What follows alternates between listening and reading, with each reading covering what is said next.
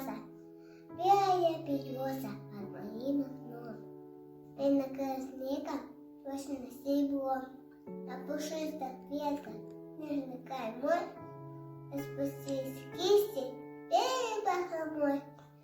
И стоит береза, и горят снежинки, и дом век, а заря лениво, обходя кругом, осыпает ветки новым стеблом.